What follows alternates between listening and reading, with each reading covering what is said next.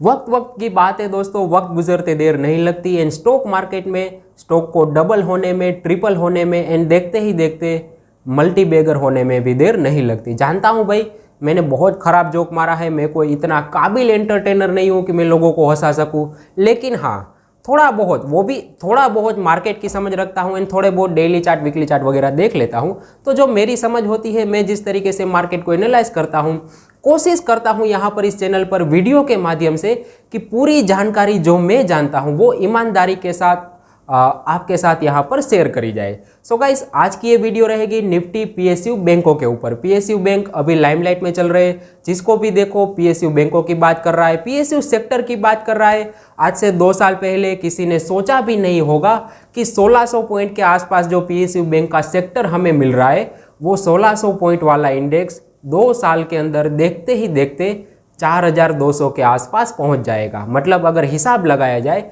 तो 2 साल के अंदर पूरे इंडेक्स ने ऑलमोस्ट 2.5 गुना रिटर्न दिया है। एंड नवंबर 2020, अक्टूबर 2020, मतलब 2021 से थोड़ा सा पहले का टाइम मुझे आज भी याद है। मैंने पीएसयू बैंकों के ऊपर 3-4 वीडियो बनाई थी।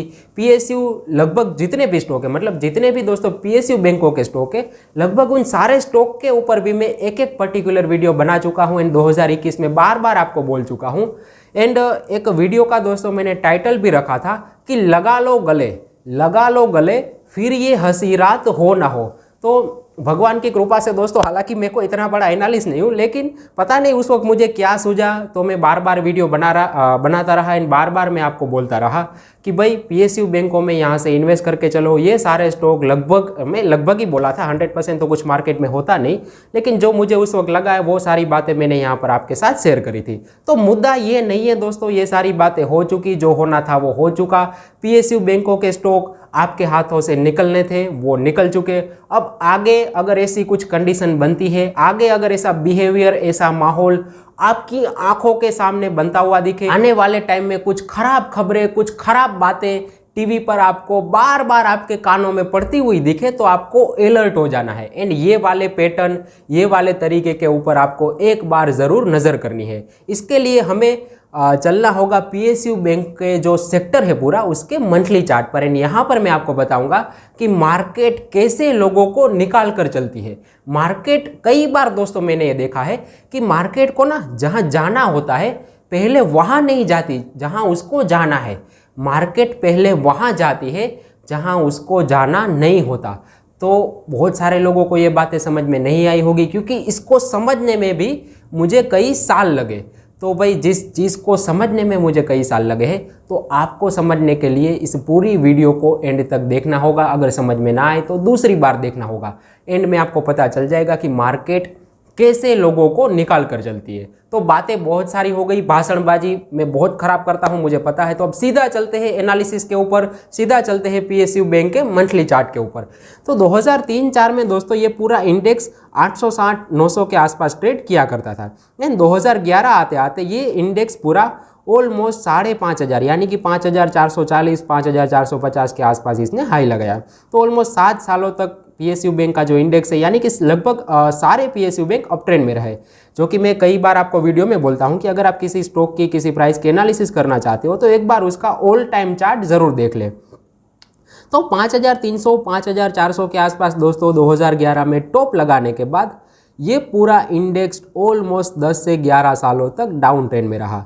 एंड ये वाले डाउन ट्रेंड में इसने 2 बार डबल बॉटम लगाई थी। एंड ये डबल बॉटम लगाई थी ऑलमोस्ट 1900 के आसपास। पहली बार ये स्टॉक पीएसयू बैंक का जो इंडेक्स है वो 1900 के आसपास 2013 में आया। फिर वहाँ से ये 4,200, 4,300 के आसपास गया था।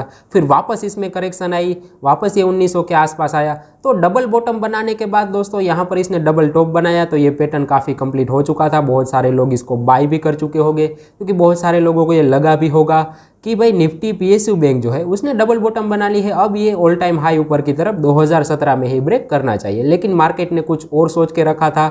मार्केट धीरे धीरे नीचे आती है, पीएसयू बैंक भी धीरे धीरे नीचे आते हैं। 1900 के प्राइस को, 1900 के सपोर्ट को फाइनली 2020 में मार्केट ने एक ही झटके के साथ ब्रेक कर दिया। एंड 1900 का सपोर्ट ब्रेक करने के बाद ये पूरा इंडेक्स आ चुका था 1100 के आसपास।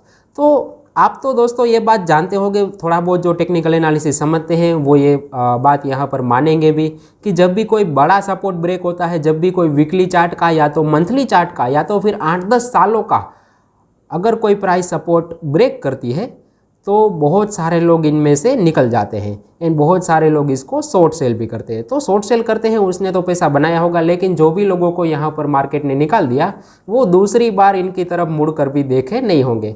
एंड फाइनली यहाँ पर दोस्तों थोड़ा बहुत कंसोलिडेट करने के बाद मार्केट ने काफ़ी बड़ी चाल ले ली, मार्केट वापस ऊपर आ गई, यानी कि PSU बैंक वापस ऊपर आ गए। फिर 8-10 महीनों तक कंसोलिडेशन करने के बाद वापस दोस्तों ऑल टाइम हाई के आसपास मार्केट यानी कि PSU बैंक पहुंच चुकी है। तो लोगों को कैसे निकाला जाता है दोस्तों, ये समझो। मार्केट क्या करती है कि ये कोई ना कोई पैटर्न बनाती है। देखो अगर यहाँ पर इसने डबल बॉटम बनाया है तो हो सकता है कि कहीं और दूसरी बार अगर ऐसी चीज़ मार्केट करेगी तो कोई और पैटर्न बनाएगी, कहीं पर कप एंड हैंडल बनेगा, कहीं पर ट्रिपल बॉटम बनेगा, कहीं पर कोई रेंज बनेगी, कोई वेज पैटर्न बनेगा, कोई ट्रायंगल बनेगा, कोई ना कोई मार्केट पैटर्न ज़रूर बनाएगी।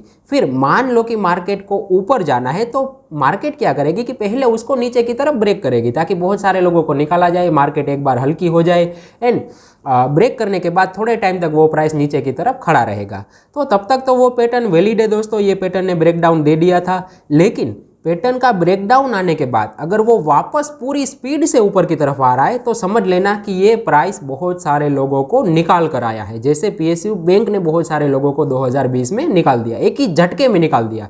तो काफ़ी बड़ी चाल 2 साल के अंदर PSU बैंक में आ चुकी है, बहुत सारे लोग इसको बाय करना चाहते हैं। लेकिन एक बात आपको इस चार्ट को देखकर ये भी समझनी चाहिए कि ये ऑल टाइम रजिस्टेंस के आसपास भी आ चुका है। 2015 में भी ये 4300 के आसपास रुका था, 2017 में भी 4300 के आसपास रुका था एंड अभी ये 4200 के आसपास 4250 का हाई ये लगा चुका है। तो ये मेजर रजिस्टेंस है, इसको ब्रेक करना आसान नहीं होगा, यहाँ पर हमें वेट करना चाहिए। वेट करने का दूसरा कारण ये है कि प्राइस ने काफ़ी बड़ी चाल पिछले 3-4 महीनों के अंदर ले ली है। अगर हम बात करें तो अप्रैल में दोस्तों ये प्राइस हुआ करता था 2270 के आसपास एंड अभी ये पहुंच चुका है 4200।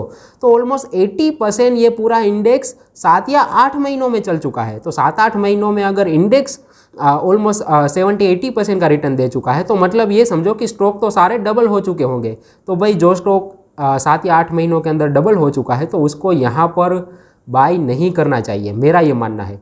फिर आगे आपकी मर्जी। एंड दूसरी बात ये जो कि मैंने आपको कल बताई थी कि अगर मान लो कि PSU बैंक को यहाँ से भी मल्टी बैगर रिटर्न देना है तो ये सीधे सीधे नहीं जाएंगे, यहाँ पर रुकेंगे। PSU बैंक में थोड़ा बहुत करेक्शन आएगी, टाइम वाइज कंसोलिडेशन होगा, फिर हो सकता है कि आने वाले टाइम में ये बड़ी चाल ले। तो ये बात जो भी लोग इसको बाय करना चाहते हैं वो याद रखें। बाकी इसके अलावा जो भी लोगों ने PSU बैंक में बाइंग करके रखी है, आप लोग अच्छे खासे प्रॉफिट में हो तो फिर होल्ड करना चाहिए। लेकिन होल्ड करने के भी 2 रास्ते हैं। मान लो कि आप शॉर्ट टर्म इन्वेस्टर हो, 6-8 महीनों के लिए इन्वेस्ट करते हो एंड आपको 40%, 50% डबल जो भी रिटर्न मिल रहा है उसको 50%, 60% बुक कर लो। बाकी अगर आप एक लॉन्ग टर्म इन्वेस्टर हो, 4-5 सालों तक वेट करना आप जानते हो किस तरीके से पेशेंस रखा जाता है, तो मेरे ख्याल से PSU बैंक जो है वो आने वाले टाइम में 4300 के ऊपर भी इंडेक्स जाएगा। 5400 जो कि इसका ऑल टाइम हाई है उसको भी ये ब्रेक यहाँ से ज़रूर करना चाहिए। तो आई होप दोस्तों कि आप लोगों को समझ में आ चुका होगा कि मार्केट कैसे निकालती है एंड मार्केट लोगों को निकालने के बाद अगर वो रिटर्न हो रही है, कोई भी प्राइस, चाहे स्टॉक का प्राइस हो, कमोडिटी का हो या तो निफ्टी बैंक निफ्टी कुछ भी हो, अगर वो प्राइस पैटर्न को ब्रेक करने के बाद वापस उस पैटर्न में घुस रहा है तो समझ लेना कि कुछ उल्टा होने वाला है, मार्केट कुछ अलग ही करने वाली है। मार्केट जो दिखा रही है वो नहीं होने वाला, क्योंकि जो दिखा रही थी वो तो ऑलरेडी हो चुका, अब उसके साथ साथ चलना चाहिए। मान लो कि मार्केट अगर डाउन ट्रेंड का सिग्नल दे रही थी लेकिन डाउन ट्रेंड कंटिन्यू नहीं हो रहा है, एक झटके के बाद मार्केट खड़ी हो चुकी है, वापस ऊपर आ रही है, तो समझ लेना कि ये मार्केट बहुत सारे लोगों को निकालने आई थी या तो बहुत सारे लोगों को फंसाने आई थी, जैसे PSU बैंक ने लोगों को 2020 में फंसाया। तो इसके बारे में कोई क्वेश्चन है दोस्तों तो कमेंट में मुझे ज़रूर बताएं।